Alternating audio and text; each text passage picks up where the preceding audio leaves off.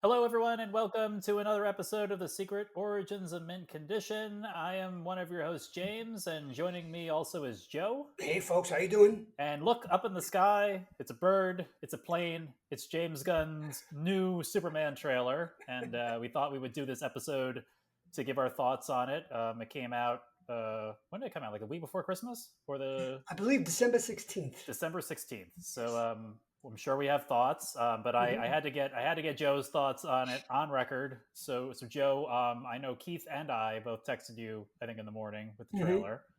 And what's your thoughts? Well, I watched it again about 20 minutes ago, just because I had watched it about 3 or 4 times before that, and I gave it a score. I gave it a score of B plus Okay, that's good. because I think most movie trailers are not spectacular because, especially a teaser trailer, they don't tell you much. I mean, this movie showed us a lot, but it didn't reveal much of the plot, No. which I understand is a good idea because you don't want to give it away. So I got my pros and cons. So let me just give you here's my biggest pro. I think two biggest pros are the John Williams score, Yes. played on guitar, Yeah. and KRYPTO the Superdog. I've been wanting to see KRYPTO in live action since forever. So I mean, thank you, James Gunn, for that. Um, Now you and I talked about the first promo picture we got of Superman in his beat up suit, putting his boots on way Yes. back when. Yeah. And I thought that was not a good look. The first time we see Superman in this trailer, he's crashes into the Arctic and he's bleeding. He's punched. He's defeated. I'm not sure that's the one. That's the first image you want to show of your new Superman because it to me it harkens back to, God forbid, and I'm sure this movie won't be like that, but God forbid, a Snyder type, Man of Steel. And Man of Steel's a pretty good movie, but it got Superman completely wrong. So Yeah, I thought it was an interesting choice to start with your titular character beat up beat up. and bleeding. I don't know if maybe they were doing that to parallel like maybe his crash to Earth as an infant with a crash to Earth into the. I don't know. It was an interesting choice to start. Yeah. This is like the official launch of the new DC universe, and I think it grabs you by the collar, so to speak. Superman is bleeding. I'm sure there's a lot of people that have never seen Superman bleed in Yeah. live action. So I can. makes me wonder who the villain is or who the entity is that. Well, we'll get to one of my pros later on, who it could be. Let's see. Another pro is the action sequences looked great. There's that scene of him saving the little girl, Yes. right? That looked really cool. Superman saving people. Yeah, what a concept, right? I mean, Snyder did that in Man of Steel, but it just looked too dark. Yeah. The movie looks bright. It has a nice color palette to it. It looks like the best way I can describe it is, back in the day, comic books were done with 4 colors, and they mixed them together to get the color. It looks like a 4-color Yes. Yeah. feast to the eye, and I like that. That I like about it a lot. I think that was like probably James Gunn. And James Gunn's movies are always colorful. I mean, all the Guardians movies, but it was probably also like we got to like show people this is the bright, like this is Superman of color, not a Superman of darkness like the Snyder, all muted colors and By the time we got to Justice League, the movies were so dark and brooding and just. I hate Justice League. That's a terrible movie. One of my cons. I only have 4 cons. 5. Okay. Well, 4.5. One of my cons is the look of the farmhouse and Jonathan. And Clark is consoling Jonathan. Does that mean that Martha is not in this movie? Is she dead? Because that's a switch. They might have done a Aunt May, Uncle Ben. Yeah, Ultimate Spider-Man. Yeah, right. Okay, and I thought I've never seen Jonathan look like that before. Jonathan's usually a sturdy-looking farmer, and I don't know about that. So we'll see. I don't know who the actor is. I have no idea. But I'm more concerned that Martha might be dead. So, Yeah, it could be. I will say though, I mean, I'm not in like middle America, but living in the South, there are a lot of farms that have like more what is that called, track housing? That's definitely a tract house. Yeah. In terms of like like a traditional farmhouse. So I don't know if he's going for a more modern take on the farm. Again, I don't live in middle America. I think so. I think you hit the nail on the head. I mean, when we think of the farmhouse, we think of Smallville, right? Right. Yeah, I mean, yeah. Which is the farmhouse is like the farm mansion. Like exactly. They got a loft, a second floor. Did we ever get to the second floor? I think we saw Clark's room. Yeah. Yeah, maybe saw Clark's room, but Clark was mostly in the loft. Well, no, the loft was in the barn. Yeah. So, but Yeah. still, the Kent home in Smallville is they were doing very well as farmers. You know. Well, I guess they would. Yeah. When you have a son who can plow 40 acres in 4 minutes, I guess you can do very well. My last gripe, I'll give you my last con. I know this is on purpose, but it still kind of bothered me. Guy Gardner looks stupid. I mean, the bowl cut probably should have been cut a little shorter. It looks more like a beetle wig than a bowl cut. So that's and Hawkgirl, meh. We need to see more of her. But getting back to stuff that looks great, Lex Luthor looks great. Yeah, he looks good. He looks good as a Lex Luthor. Yeah. I mean, last time we saw Lex Luthor on film, it was Jesse Eisenberg. Is that correct? Yeah, yeah. Playing the Joker as Luthor. Kind of. Basically, yeah. Yeah, yeah. I mean, I really don't understand Luthor's motives per se. Like with Dawn of Justice and was he in Justice? He was in Justice League for. Yes, he was. Yeah. Yeah, I never quite understood the Lex Luthor of the Snyderverse. So this Luthor looks menacing. He does. He looks very menacing. Interesting. He has the building still Luthor Corp instead of like Lex. Yeah, a lot of people commented on that. Not Lex Corp. You know. Could it be that maybe Lex Luthor's father is still alive in this film? Well, I wouldn't put past James Gunn to honor Smallville as well as that's right as part of the history, or I mean, well, that came up in Birthright too. I mean, Mark Waid kind of did the, and it would be a great character moment and a plot point in the film if we see Lex offing his dad to in control of the company. Yeah. Do you think? I mean, we can go to speculation too. Part of this podcast will be speculation. Yeah. Do you think Lex and Clark are friends, or were friends in this James Gunn universe? Well, I saw Gunn interviewed about a week after the, maybe it was a week before, but it was around the time of the trailer, and he said this is going to be the first time we're doing live action Silver Age Superman on the screen. If that's the case, then Clark and Lex grew up in Smallville together, like Smallville, the TV show, okay, the Silver Age comic books. So I'm hoping that Clark and Lex have that past. I really do. Okay, yeah, that'll be interesting to see that take in the movies. We've not seen that before. Another pro, a kaiju. Oh my god! Yeah, giant monster. That looks really cool. Right? We don't know that monster, right? You kids, it's not identifiable monster. Oh, from the comics or anything? Yeah, I guess any Superman media of any type. No, the only monsters per se was the Titano, the Super Ape, with the Kryptonite vision. Okay. Which maybe if they get into Superman 2, they'll get around to that. But I thought that was cool. But I'm not sure is that really going to happen in the film? Is that maybe maybe that's a flashback to an earlier fight? I don't know. I mean, we see it on screen, but I'm still kind of wondering where the monster fits in. Well, I feel like this is not an origin movie, right? It feels like Superman will be established as Superman in this universe. So we could get some flashbacks to the farm growing up. We could get some flashbacks to maybe his first week or day as Superman, some of his earlier battles. That'd be kind of cool. Yeah, I mean, going back to your point before, I didn't mind the Guy Gardner thing. I thought they're trying to make him ridiculous. They did. if we go far enough down the road, that guy Gardner is going to encounter Batman at some point. And, Pow! Yeah. One punch! Holy cow! One punch! Yeah. So I'm sure they're maybe building to that at some point, where Guy Gardner and Batman are in the same room together. But yeah, I like it. I thought the Hawkgirl was more comic book like than she was in Black Adam. I mean, and I like Mr. Terrific too. That's my next pro. Mr. Terrific looks very cool. Yeah, I think of all the ancillary heroes so far that we've seen in this trailer, you only see one shot of Metamorpho, I believe. Yes, I think Mr. Terrific looked the coolest of the quote unquote supporting characters. Yeah. I mean, Mr. Terrific is sort of was he Batman but less brooding? Well, he's more like Tony Stark, though, right? More like Tony Stark. Yeah, I've always tried to figure what his analog is to the Marvel Universe. I guess it would be Tony Stark.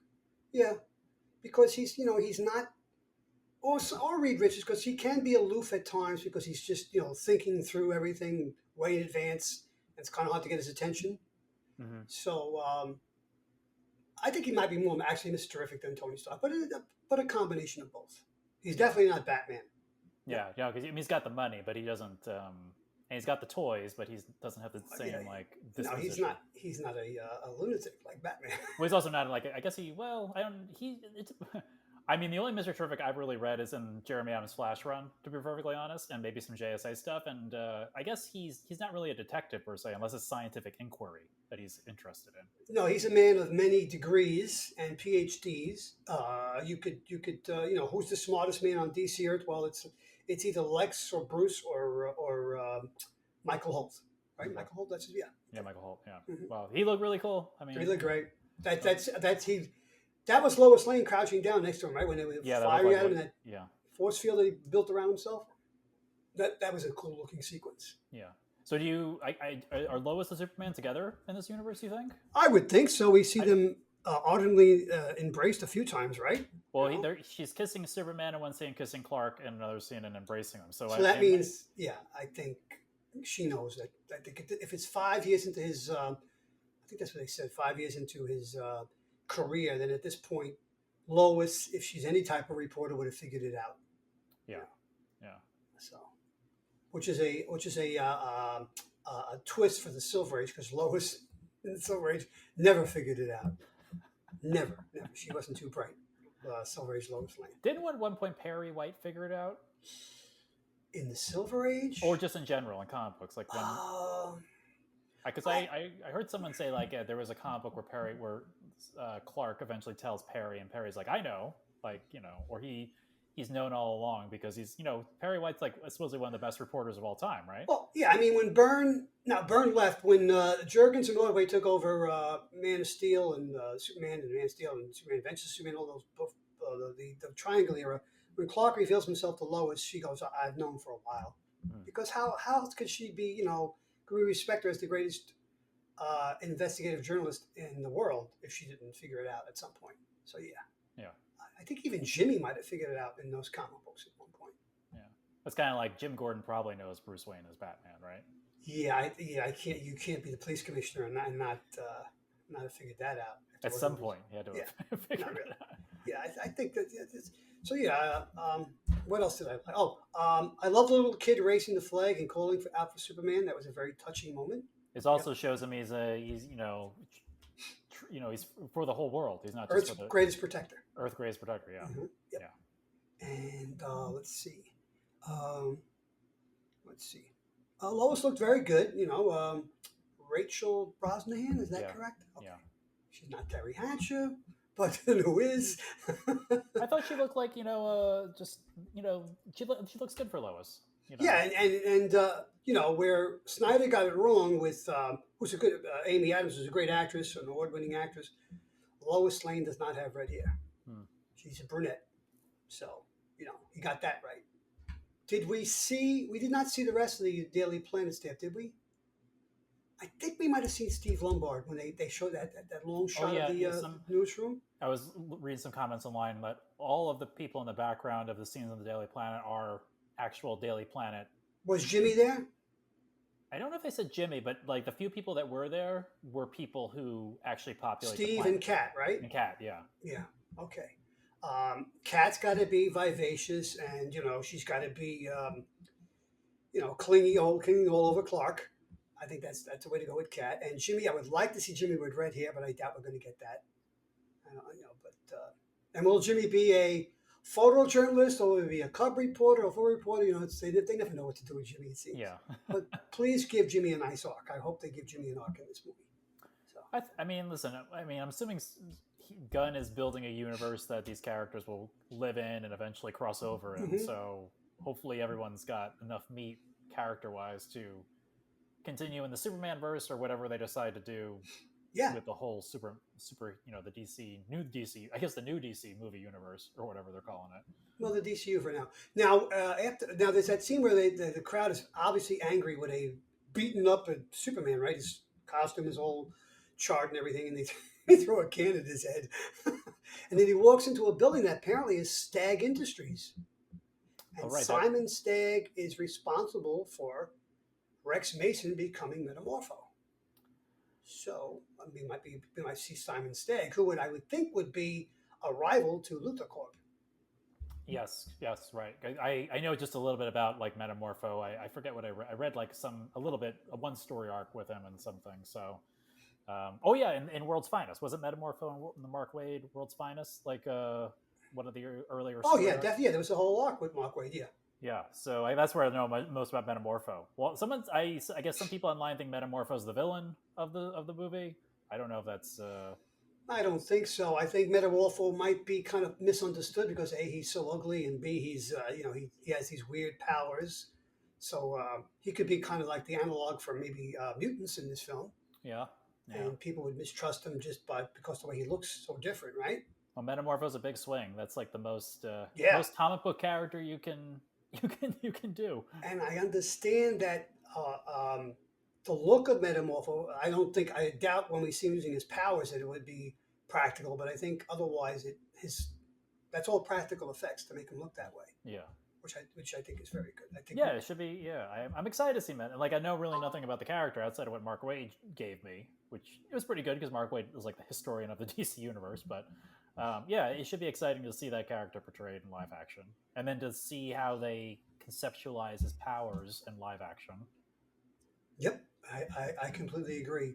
So who do you think is the villain of the piece? Because I don't know if Luthor is the prime villain.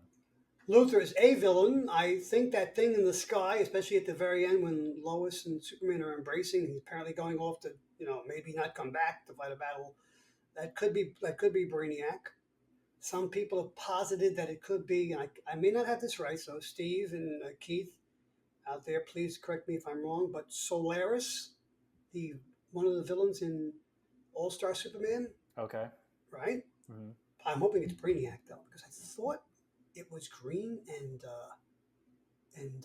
red, or green and or purple. I think green purple. And purple. Yeah. Thank you, green and purple. Yeah. So I think that could be the big bad, but I think Luthor's going to be obviously. That scene with Lex Luthor holding the gun, that was, I don't know, that looked like a riff on James Bond to me, right? I don't know what that was about, but if he says my name is Luthor, Lex Luthor, I will love that. While he's holding that gun, that'd be kind of cool. Yeah, that was yeah, I don't know. It's wonder if he's got like a kryptonite bullet in there or something. Ooh, yeah, I didn't think of that. That's cool, James. Yep. And then we saw Superman like smashing out of like a glass prison, right? Prison, which I guess could be Brainiac if he got taken to the enclosure. Oh, is he tiny Superman at that point? Really? Oh, that's good. You blew my mind with that. Okay, I like that. Yeah. All right. And the Superman was like mourning that robot, which that's Kellex. Kellex, okay. I believe that's Kellex, who was introduced. Probably in the Byrne/Jurgens run. Kellex was kind of like Superman's Alfred in the Fortress of Solitude, keeper of the fortress. Keeping things categorized and also being a help. And if Superman showed up needing to be attended to physically, Kellex would take care of that. But it looks like Kellex has been destroyed or taken apart. So I'm not sure if Kellex comes from Krypton, or if somebody got into the fortress, I guess.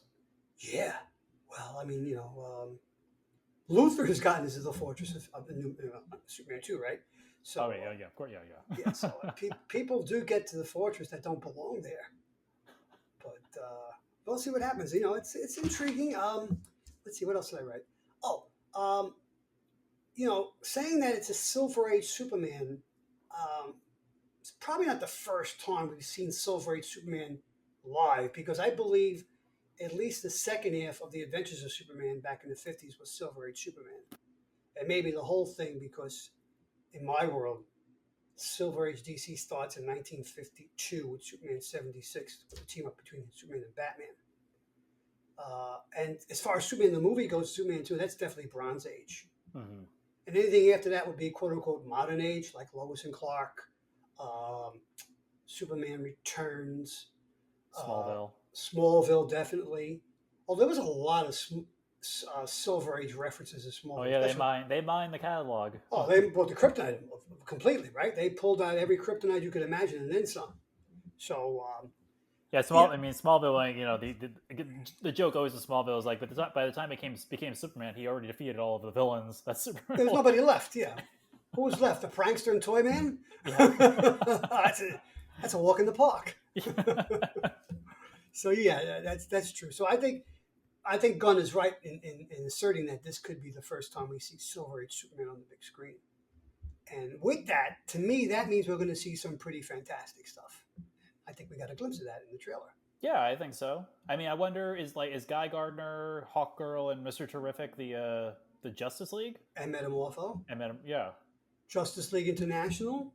Justice League. Yeah, maybe. Yeah, they could be are they sent out by? Maxwell Lord, because right, they're wearing those. They have the Maxwell Lord crest on their chest. So. Oh, do they? I didn't even. Yes, they do. I think Maxwell Lord's going to be in the film, and he starts out as a quote unquote good guy, but then he becomes interesting an evil guy. So you could have Maxwell Lord, Simon Stagg, Lex Luthor. Yeah, throw in Ted Kord. Why the hell not? This is it's interesting because with the other projects, so we have Guy Gardner. We also know on Earth will be Hal Jordan and Jon Stewart. Right. So they got most of the Earthbound Green Lanterns are already active and doing their thing at this point. Yeah, well, if the quote unquote DC universe has been around 5 years, and we don't know if Superman is the first hero in this universe, then why? Yeah, at this point we would have a Green Lantern Corps, and we would have some semblance of a Justice League. I would think that Superman may or may not be a part of as officially. So yeah, I mean, I think. And here's something I was thinking about when I watched it again. And we talked about this at the beginning, how showing Superman, defeated and battered in the first scene. I sometimes think that modern directors and writers do that, and this is what Zack Snyder did, obviously, to show that Superman is relatable. You can take him down, you can hurt him, he can bleed. I don't think you need to do that because I think, yeah, we all bleed, we all get knocked down, we get up again. That's life. I want to break into song here now, but I'm not going to do that. But I think if you just show Superman as a good guy, a friend, someone who has your back and listens, that makes him very relatable. And more importantly, you want to emulate that person. Yeah. So I hope that's what we finally get. I think Bloodied Superman is just part of the film. I don't think it's going to be the entire film. No, I would hope. Well, he does get beat up, or at least the crowd turns against him for some reason. But we've seen the crowd turn against Superman in. Have we seen him turn in previous movies? Not in Superman Returns. Not in the Christopher Reeve films. I'm sure there were episodes where Smallville turned against Clark. Well, there was the big the finale of the Superman animated series when he became Darkseid. The entire world turned against him. Yeah, definitely right. And there have been numerous comic books, whether they be in continuity or imaginary or elsewhere stories, where the world hates Superman for one reason or another. So Injustice, right? Injustice, yeah. I don't think that's a new idea, but that's a new idea to show on the screen. People not trusting Superman. Do people even trust Superman and Batman v Superman? Not really, no. Yeah, that happened in Birthright, right? Where Lex Luthor was trying to paint him as an alien. Oh, exactly. Yes. Yeah. So no, that's Luthor's. Luthor can't beat him physically, so he has to take him down in the eyes of the public because Luthor is jealous that this guy showed up and took his, basically stole his thunder. Yeah. That was Byrne's reasoning for making Luthor the villain of the piece. Yeah, I mean, I hope I don't think the movie is going to be Superman defeated all the time. I guess like you're saying, they want to show he has human qualities as well. I mean, but you don't necessarily need to do that. Like, they proved that point, like with the first Captain America movie, like that's Captain America is like the parallel for Superman, and they portrayed. Yeah. I guess maybe because Steve Rogers wasn't Captain America until he gets the serum, but he was always Captain America. I guess whether serum or no serum, he's still. And what is Dr. Erskine? Yeah, I think Erskine. He says you're a good man. He says that's why we chose you, because you're a good man. Yeah, and that goes beyond the powers of the super soldier serum, or it goes beyond the powers that the Yellow Sun bestows upon Kal-El. It's that without these powers, Steve and Clark would still be heroes. Yes. So I think that's very important to get that through. Yeah, so. I will. The trailer looks really good. I would probably give it like a B plus. That's what I give. Yeah, B plus. Mm-hmm. And I'm hoping. I have a lot of faith in James Gunn because like the Guardians movies is a perfect trilogy of movies.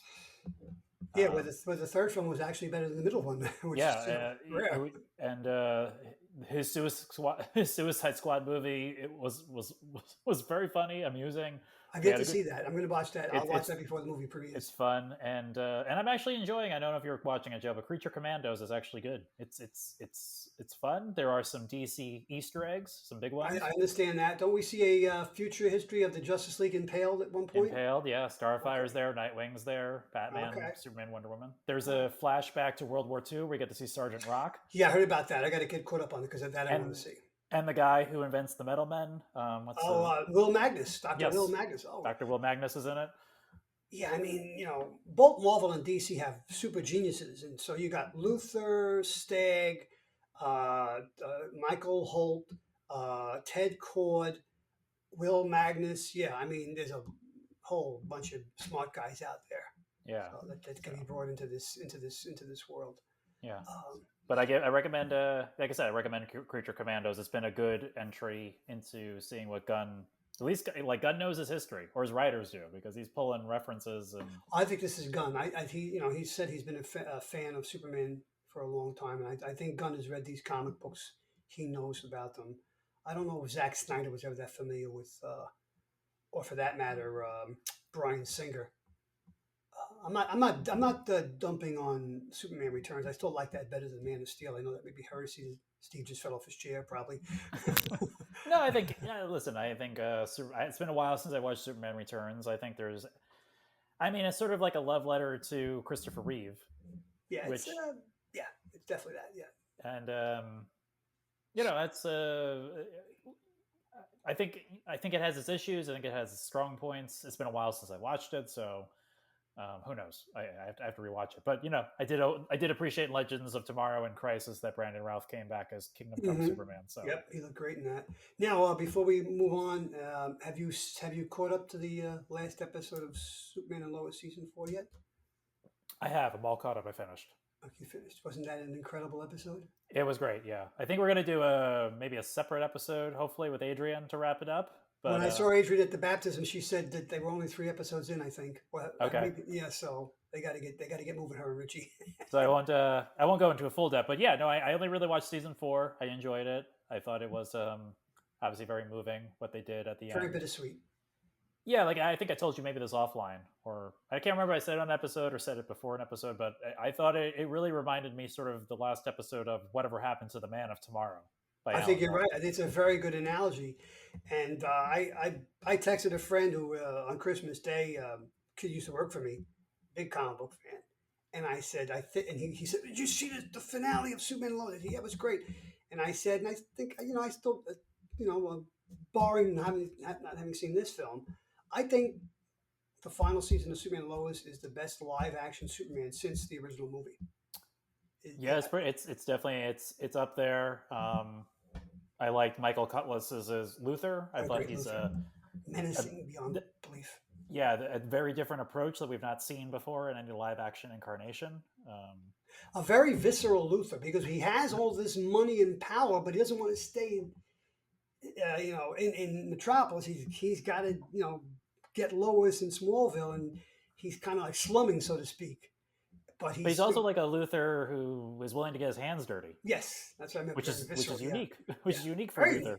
He usually not be tied to anything and not be implicated. And that great fight scene right under the red lamps in the middle of town. Yeah, he's. I kind of like it because I said again I can't remember if I said this on or off pod, but whatever. He reminds me a little bit of Clancy Brown's Luthor in Justice League because he was an intellectual, but he would also get his hands dirty. Yes, he would. Clancy Brown would get his hands dirty. Yes, yeah. So yeah, I like the Luthor. And what else? I love that the budget of TV is nothing compared to movies, and they made Doomsday finally look like Doomsday after having. Yeah, because when he returns again, he's got the spikes and everything. Right, he does. I love Lois in that scene where then you're afraid of a girl, you're afraid of me, and she pulls out the, I won't say it, won't spoil for anybody, but she takes him down long enough for Clark to show up, and then the big battle begins. So yeah, I thought it was great. I think it's a really it's probably it's probably the best Superman live action that I've seen in a while. It's hard for me to compare because I didn't watch Superman and Lois, and it's definitely, in my opinion, better than Smallville. But Smallville is such a it's hard to judge. Like Smallville went on for 10 years, so yeah, it's hard. 3 years too long. I think that when Luthor leaves after season 7, that's when they should have wrapped it up. I agree, but I did like all the stuff with Green Arrow. I liked all the stuff with the Justice League. The JSA, Blue Beetle, we saw Booster Gold. We saw Dr. Fate. We saw Hawkman. We Legion of Superheroes. Yeah, those are all the Jeff Johns episodes. Those are good episodes. Yeah, I don't even remember. We might have seen the Spectre too at some. We got so much in Smallville that you would never expect to get from Smallville. We even got Deathstroke, right? I think we got Deathstroke. Yeah. No, I mean, look, Smallville. The only regret I have for Smallville, I think, Al and Miles Goth, their regret is we never got Bruce Wayne for one episode. Yeah, that's true. Yeah, I mean, yeah. No, I love Smallville. I love Lois and Clark. You know how much of a fan I am of Lois and Clark because of Dean and Terry. And my biggest regret with that is that, where the hell did the baby come from? They were going to tell us in season 5, but they didn't get picked up. Didn't they do a comic book to wrap it up? I thought they were doing a comic book series on maybe it was a rumored thing that DC never. Yeah, they did. I think they did season 11 and 12 of Smallville. I think I have them, as a matter of fact. Yes. Trades, but I don't think they ever revisited in any form Lois and Clark. There's been a lot of fan fiction. Okay. I even tried to write one at one point. I got about 5 or 6 pages in. To me, the baby came from the future. It's their kid. They figured out how to have children. Because that's what the whole episode was about. They were incompatible, but they sent the baby into the future to hide it from what's his name, Tempest, and then of course he gets involved. But yeah, that was my idea. But this current movie, this movie that's coming out, I think is going to have pay homage to a lot of those things that like you said. Maybe Smallville, the farmhouse. I think they should pay a little homage to, obviously, the Superman, the movie. If he can work in a little, I don't know what, but some homage to George Reeves, I would love that. I think I was thinking the trunks he's wearing look like George Reeves' trunks. Very much so, because George had those big grandpa trunks on. Yeah, when I was looking at his suit, I think the suit's great. I was looking at this, he's definitely wearing trunks. It looks like he's wearing like heavyweight boxer trunks almost. George Reeves, you follow the derivation of Superman, derivation of the whatever I'm looking for here, the trunks, right? And George Reeves has got the big boxing boxer trunks on. Then when we get to Christopher Reeve, they're a little bit smaller.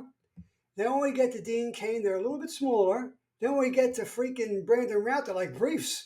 Yeah. So now we're back to George Reeves' trunks. Yeah, but I think it works on the suit. And I know, was it the guy who played what's the actor's name? James. What's the new actor's name playing Superman? The new guy, David Cornsweet. David Cornsweet. I think James Gunn said that his idea to do the trunks. Yes, I heard that. Yeah. He's like, "Are we going to do the trunks?" And James Gunn's like, "I don't know." He's like, "I think we should do the trunks." And well, I think if you're doing Silver Age Superman, you got to have the trunks. Yeah. So I thought that's where George Reeves is there a little bit. Is in the suit. I'd like a couple of bars though. Like when he leaps out the. I would love to see. We haven't seen in any of these recent incarnations where Superman whenever he leaves, he just he disappears because it's super speed.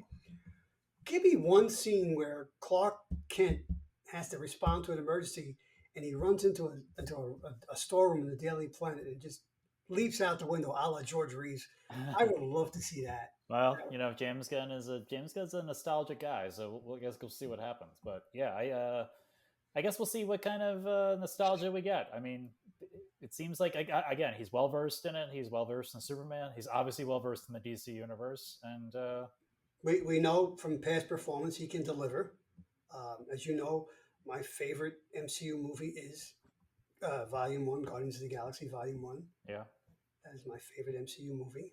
A lot of comedy, but a lot of heart. Exactly. You know, and I don't mind comedy in the Superman movie. We had plenty of it in Superman 1 and 2, and it worked. And then 3 was all 3 went off the rails, and then we won't talk about 4, one of the worst movies ever made. But yeah, although Richard Pryor is still funny. I mean, he's Richard Pryor. Yeah. I just love the fact that we got that movie because they were like, well, we're out of ideas for Superman. You're out of ideas for Superman. No, you got at that point you had 50 years worth of stories to tell, man. You could have Brainiac. Could have done Metallo. Could have like anybody. Yeah. Mongol was around at that point. What was he? Let's see. 1983. I think Mongol had been introduced in DC Comics Presents in the early 80s. If they wanted a comedy, they should have like reimagined Mr. Mixplick as Richard Pryor playing like that alien. Yeah, exactly. You could have done that. I agree. You could have done something with the Bottle City of Kandor, but that was probably the idea with Brainiac, but that never came to be. So would have taken Toyman. Would have taken. Yeah, no, if Toyman can carry an entire movie, you'd have to maybe Toyman as a prankster and working for Lex. You know, just try to make Superman's life miserable so you could distract him while Lex has got some big plot going on. To come in and just waylay Superman, so to speak. Who knows? But, yeah. Well, I'm looking forward to this movie. I think Keith's already. I don't think the tickets are out yet, but if they are, Keith probably already has them. No, they haven't sold the tickets yet. There have been some screenings, as you may know, and some of them haven't been received well, and some have been received well. But I put no stock in that because some of the greatest movies ever made were not. Did not receive good scores at screenings or started off very poorly, and I'll mention one, The Godfather. Yeah, no, I know The Godfather. Oh my God, that started off terribly, and now, in my humble opinion, the greatest American film. I don't think Citizen Kane was well regarded either. No, it wasn't. Neither was the Wizard of Oz. Oh yeah, that's right. Yeah. So, and these are all classics. Either was I think Snow White or Cinderella. Like those got their popularity when they got re-released, like a few years later. Like when Disney first put some of the. Well, I think Snow White was well regarded. Cinderella though, Pinocchio, nope, Dumbo, they were not well regarded until they were re-released and became like a classic. Right. Yeah. So, yeah. I and also who's judging these movies? Like, is it a general screening? Is it also the movie finished? Because it's hard sometimes for people to imagine special effects when you put up a card effects not done yet or something. Yeah, right. The movie wasn't completed. Plus, I think we've discussed this before, it was the suits. And the suits are only thinking about lunchboxes, underwear, underoos, and toys, and how you can get McDonald's involved. Listen, the worst, the superhero movies that are like even Black Adam that didn't do well, McFarlane still made toys and sold toys. Mm-hmm. So anything Superman is going to sell, whether the movie's good or not, they're going to put product on the shelf and it's going to sell. They should. But I take with a grain of salt if your target audience or your marketing audience is a bunch of guys and gals in suits, then get some real people in there. Real people, yeah, who care about Superman, who care about the DC universe, care about comic books and. I agree with you. I don't, I'll wait. Obviously, we'll have our own judgment when it comes out, but this is our good first launch into, I guess, a year-long thing of Superman, Joe. Well, it's 7 months from now, right? Basically, July 11th, 2025, which would be Superman's. I got to do math now. 1938. What is that? 85? No, 88 years? Yeah. 87 years. Yeah. 87 years, yeah. Wow. Yeah. Holy cow. That was exciting, Joe. I think, any final thoughts on the trailer? No, I think I got everything that I wanted to get through, a little flash fact here. KRYPTO first appeared in Adventure Comics 210, 1955. Yeah. And that book is a pretty expensive book, but that book is going to skyrocket like crazy now. Yes, it will. I do not have that book in my collection. I wonder when they do the Supergirl movie if we're going to get Streaky. Ooh. Well, if it's based on Superwoman of Tomorrow, she takes Krypto with her into space. She does, and she also takes the horse. Comet the Super Horse. Comet the Super Horse is in that series. Did you read that series? I did. I didn't read. You liked it, right? I liked it. I know you already think of thoughts about Tom King. Tom King, yeah. Well, but this is good. Even a blind squirrel finds a nut. So yeah. Comet the Super Horse is in it as well. Okay, well, I might have to see it then. Which is like that'll be if we see Comet the Super Horse, I'll be like, oh, I guess James Gunn's all in. Whatever. All that's left is Beppo the Super Monkey. That's what I was gonna say. The Legion of Super Pets. Yeah. Yeah, I guess Krypto is not that far, but we get Streaky and Bippo. That'll be Oh man, give me, if this thing works and it leads to this expanded universe and they have stories to tell, at some point you gotta give me a Legion of Superheroes film. And it would have to be tied to Superman, obviously. Unless, I don't know, she said Silver Age Superman. As Superman, was there a Superboy before he became Superman?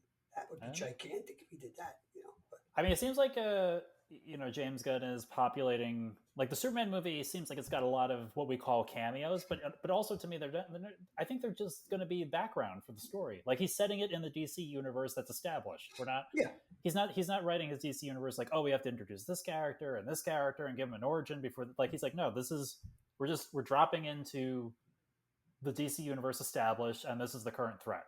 How many times when we're reading a comic book and some humongous threat, let's put Superman aside for a while, it's humongous threat is hitting Gotham or Keystone or Midway City, and Batman, Wally, and what did I say? Green Lantern are having a problem. Where's the rest of the Justice League? Why aren't they showing up to help out?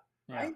Yeah. So this makes that's why they're there to help out. That's why they're there. Yeah. So which is fine because I don't know. I think the Marvel has done the thing where they've now established like superhero what to expect in a superhero movie. Mm-hmm.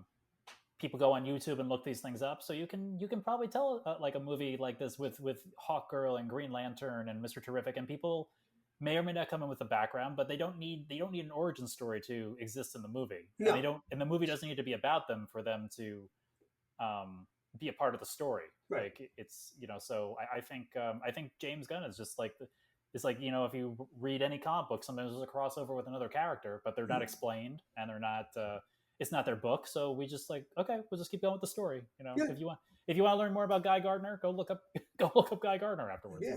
Guy Gardner Warrior. Yeah, so or go look up more Hawkgirl, like so it's we'll see. But I have high hopes for this movie, and me too. So, the listening audience, I hope you've enjoyed our. It was originally going to be a short episode, but it's almost like a full episode. Yeah, see that. We 2 minute and 30-second trailer, and we did like 40 minutes on it. So that's I've seen people on YouTube do like an hour and a half on it. Yeah, wait until the movie comes out, audience. Like you'll have to like a marathon session for. It'll be a two-parter. Yeah, 2 parts. So. But of course, the reason why I did this is because I had to get Joe's thoughts. Biggest Superman fan that I know. So, Joe, thank you for taking some time to talk about the trailer today. Thank you, James. Give me something to do tonight. And listening audience, of course, as always, we want to hear your thoughts. What are you thinking about the new Superman trailer? I know a lot of your regular listeners have left some thoughts on Facebook when I posted the trailer, or maybe Jack actually posted the trailer on our Facebook page. So if you have additional thoughts to what Joe and I have said, we'd like to hear from you. So leave them there. If you're listening to us on Spotify, you can leave comments there. Please. If this makes it to YouTube, which I hope it will, you can leave comments there. So we'd like to hear your feedback on our thoughts, or maybe just what you think of the new Superman. But anyway, please continue. If you like the show, please follow us, share with the friends, and we will talk to you on the next episode.